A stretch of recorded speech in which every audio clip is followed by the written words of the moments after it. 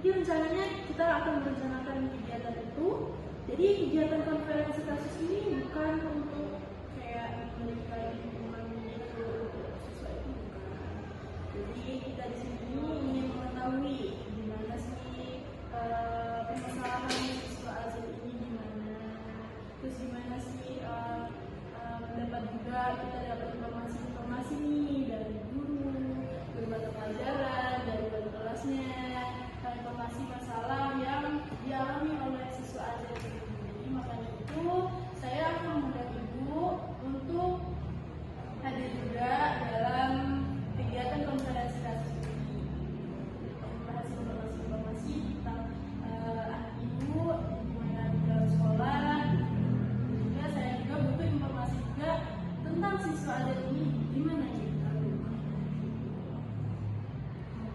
Itu berarti untuk perbaikan suara saya aja kan Bu. Apapun yang terbaik suara saya bisa setuju untuk melakukan apapun. Nanti untuk kegiatannya bisa hadir kan Bu? Bisa Bu. Kira-kira kapan bisa? Kan saya juga harus bekerja gitu. Nanti saya akan hubungi untuk kapannya dan di mana tempatnya, mungkin sekitar di dalam ruangan gitu ya. Kita buat kegiatannya ya biar enak gitu ya dalam ruangan. Jadi bagus gitu. Jadi saya harap ibu hadir ya untuk kegiatan ini. Itu saja Bu. Terima kasih Bu ya. Terima kasih ya Bu. Saya permisi dulu ya Bu. Terima kasih Bu ya. Assalamualaikum. Salam. Apa Bu? Lagi apa Bu? Biasa makan siang. Ya gimana nih kabarnya? Baik. Jadi izinin aku kan udah dapet ini belum dari wali kelas tentang kegiatan yang rencana kegiatan konferensi kasus ini. Ya yang kasus yang malu itu ya. Iya, setelah itu jadi saya di sini ini mengundang ibu untuk datang dan hadir dalam kegiatan konferensi kasus. Itu kapan acaranya? Untuk itu nanti saya akan hubungi ibu untuk kapannya dan di mana saya akan hubungi. Mungkin sekitar di tempat ruangan aja ya Bu. Lebih Berakhir lah. iya, Kayaknya makan dulu. enak aja gitu ya. Jadi lebih nyaman gitu kan. Karena kan nanti kan bakal ada ibu juga, kepala sekolah, orang tua dan juga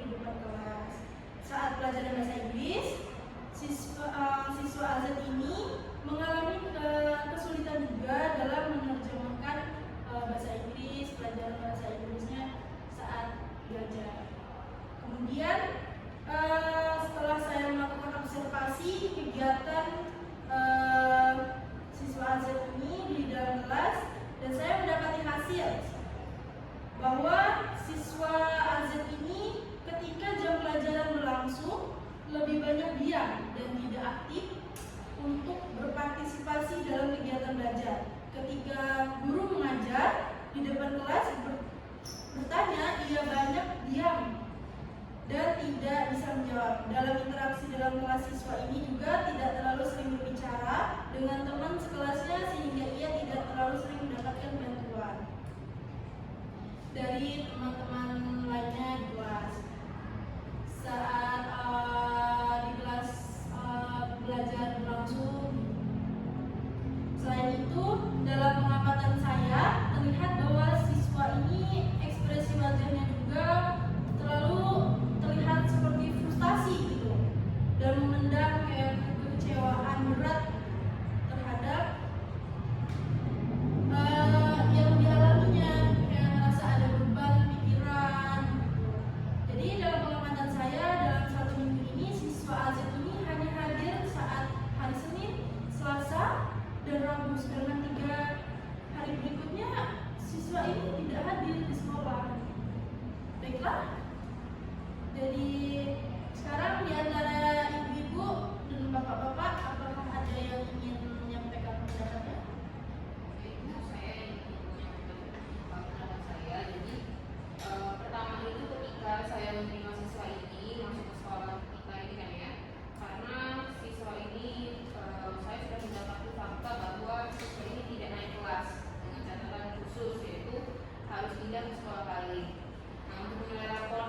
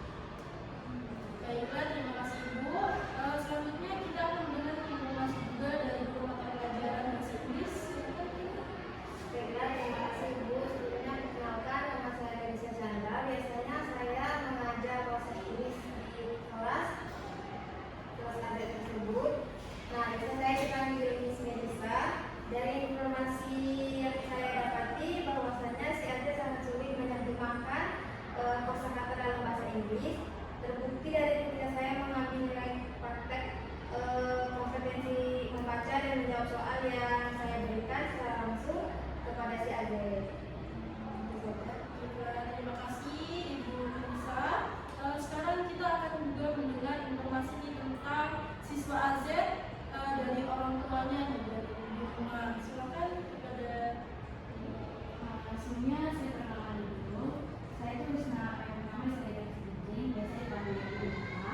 Dalam pengalaman saya sehari-hari, anak saya yaitu AZ memiliki perilaku yang biasa dan normal sebagaimana anak-anak lain di rumah. Hanya saja anak saya ini orangnya sedikit pendiam dan tidak terlalu banyak berbicara. Hal apapun yang dirasakan di sekolah. Anak ini juga jarang belajar saat di rumah dan dia lebih banyak menghabiskan waktunya dengan nonton televisi atau mengasuh adik bungsunya yang berusia 3 tahun. Saya sendiri hanya bisa memperhatikan anak saya hanya dalam malam hari karena saya harus bekerja dan pulang larut malam. Sekitar jam 7 malam sehingga saya hanya bisa memperhatikan anak saya hanya pada malam hari, dan dalam pengamatan saya, anak saya di rumah tidak pernah membuat PR dan juga lagi. Baik, terima kasih atas informasinya. Selanjutnya kita akan mendengarkan informasi dari sekolah tentang masalah yang dialami oleh siswa AZ. Silakan, Bapak. Baiklah, terima kasih sebelumnya. Terima kasih atas kesempatan yang diberikan kepada saya untuk mengikuti kegiatan konferensi kasus ini. Sebelumnya, perkenalkan, saya Muhammad Ilham Bibi, biasa dipanggil Ilham, dan saya ini merupakan seorang psikolog yang bertugas di salah satu lembaga bimbingan belajar di kota ini. Berdasarkan semua informasi yang saya dengar dari ibu-ibu sekalian, dapat saya simpulkan bahwa siswa dengan inisial AZ ini mengalami semacam gangguan belajar yang dikenal sebagai disleksia. Gangguan ini terjadi pada kemampuan siswa untuk membaca. Dalam kasus AZ ini, gejala disleksia yang ditunjukkan terjadi pada karakteristik kekeliruan pemahaman karena AZ menurut informasi dari guru bahasa Indonesia mampu membaca akan tetapi ia tidak dapat memahami apa yang dimaksud dalam bacaan yang sedang ia baca. Jadi AZ dapat dikategorikan mengalami gangguan belajar dan harus dibantu untuk mengatasinya. Baiklah, kita sudah mendengar semua informasi yang dibutuhkan, dan dari semua informasi dapat disimpulkan bahwa siswa AZ merupakan seorang siswa pindahan dari pindahan kelas. Di kelas juga terdapat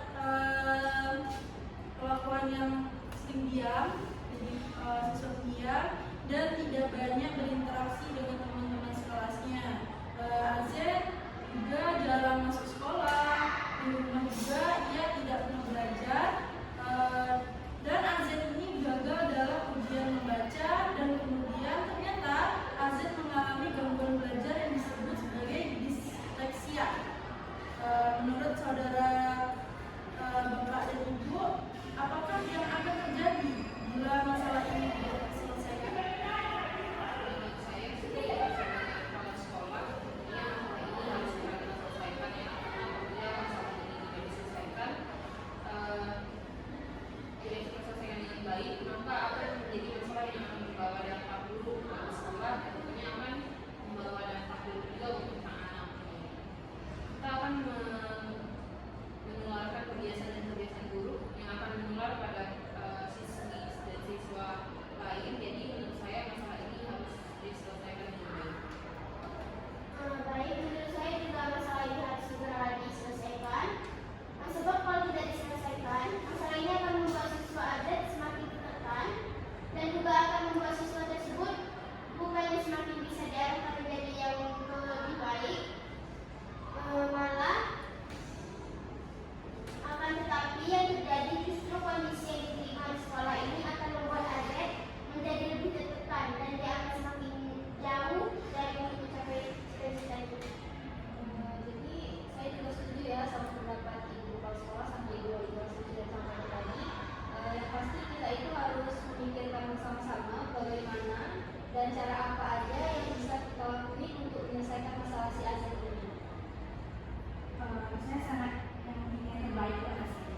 tindakan apa saja yang Bapak dan Ibu ambil, saya harus setuju dan terima asal itu yang terbaik untuk anak saya.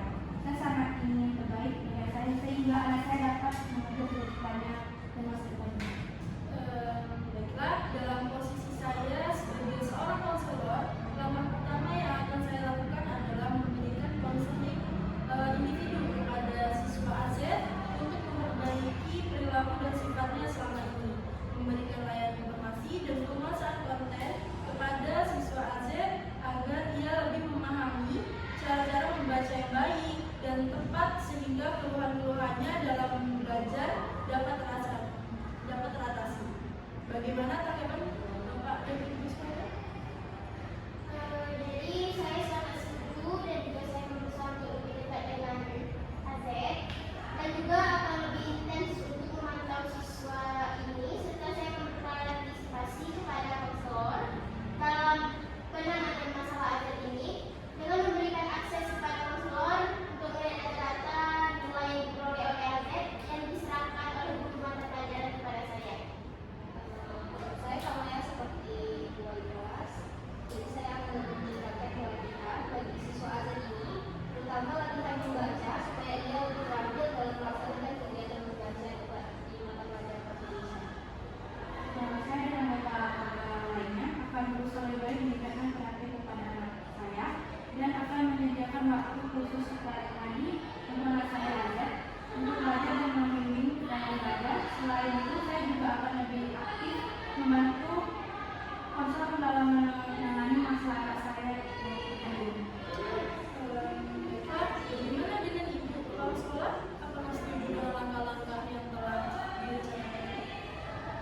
Saya setuju dan tentunya kan selama penanganan itu baik dan bersama siswa juga orang tua, maka saya akan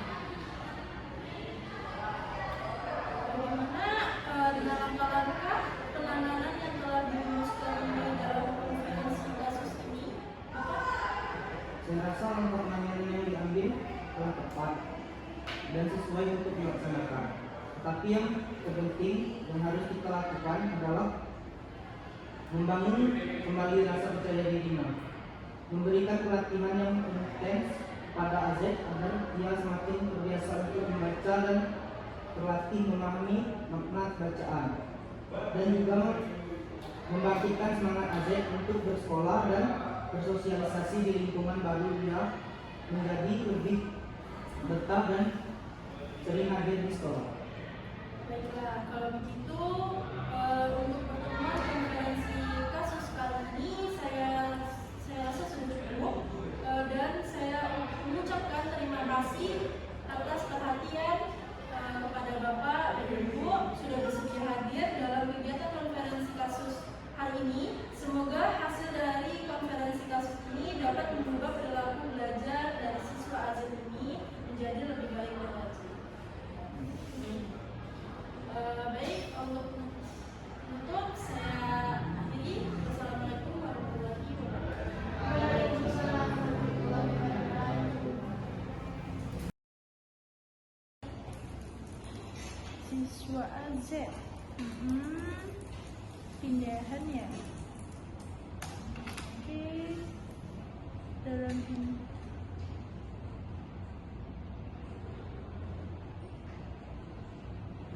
karena orang tua itu berpengaruh juga ya, karena sibuk, sok sibuk kali bah.